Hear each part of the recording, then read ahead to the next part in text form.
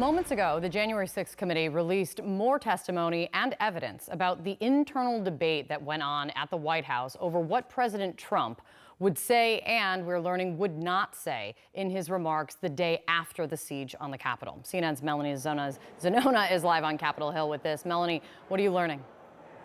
Well, in a sign of just how much information the Select Committee has gathered, the committee has released new video clips that had to be left on the cutting room floor from last week's hearing.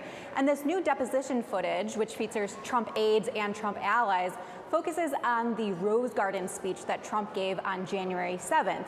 We already knew that Trump really struggled with that speech. He had struggled to condemn the violence. He had wanted to continue his lies about the 2020 election.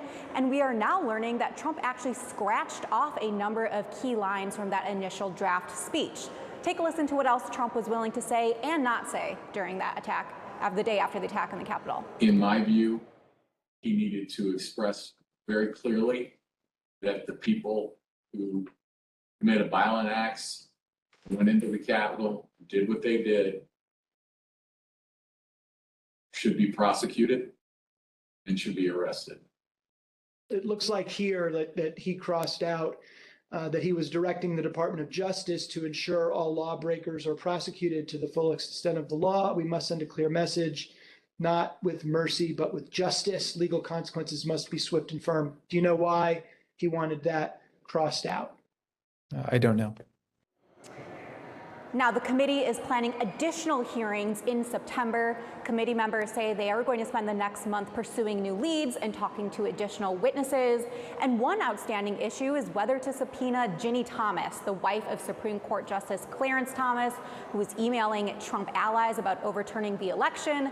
Liz Cheney, the vice chair of the committee, told our Jake Tapper yesterday that the committee is absolutely prepared to go that route if Ginny Thomas does not come in voluntarily. So August is shaping up to be a very busy month for the Select Committee. The way that Elaine Luria, one of the committee members, put it this weekend is that the floodgates have now opened since they started this investigation. They specifically started with their hearings, and that they're getting so many more witnesses coming forward to testify.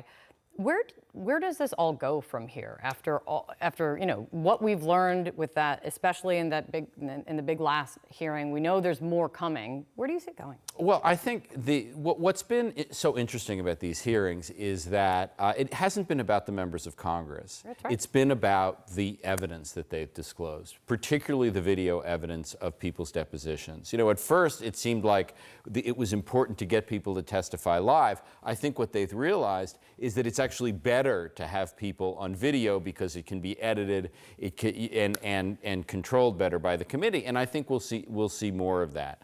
There are a lot of avenues open to the committee. They say that people have come out of the woodwork to testify and cooperate because of the quality of the hearings.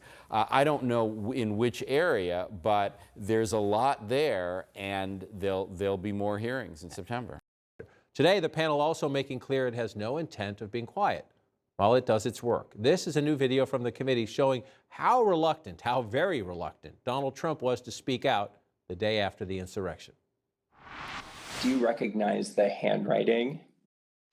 It looks like my father's handwriting. It looks like here that he crossed out that he was directing the Department of Justice to ensure all lawbreakers are prosecuted to the full extent of the law. We must send a clear message, not with mercy, but with justice. Legal consequences must be swift and firm. Do you know why he wanted that crossed out? I don't know. Was the implication that the president was in some ways reluctant to give that speech? Yeah.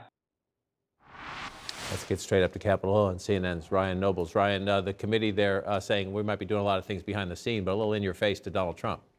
Yeah, and I think what this also demonstrates, John, is just how much they left on the table ahead of that hearing on Thursday. I'm told that their original plan, when they went through their first rehearsal, the hearing could have lasted as long as 4 hours, and they knew that just wasn't palatable for a primetime audience, so they pared it back, cutting out almost half of what they had planned, and that video that we saw this morning is a part of it. And it's important to point out the point that they're trying to make here about Donald Trump's motivation on January 7th, the day after the riot took place up here at the Capitol. Listen to what his counsel, the White House counsel, Pat Cipollone, had to say about it. He needed to express very clearly that the people who committed violent acts, went into the Capitol, did what they did, should be prosecuted and should be arrested. That needed to be stated forcefully. They did not represent him or his political views in any form or fashion. And so the question now is, where does the committee go next? They've hinted that they want to reach out to more of the members of the Trump cabinet who were in and around the White House around January 6th, what their motivations were either for staying or going. We know that many of them did resign in the wake of January 6th. And then there is, of course, the question of Ginny Thomas. We know that she was in contact with people like Mark Meadows and John Eastman, the conservative lawyer.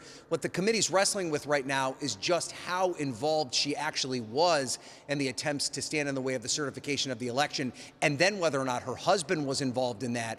I think at this point the committee is not ready to make that declaration or take it that far, and they do have a whole host of other things that they're concerned about that may be just a bit of a bigger priority than Ginny Thomas right now. But John, as we've seen from the very beginning of this investigation, they will go wherever it leads. If it ends up with Ginny Thomas, they are not afraid to go there.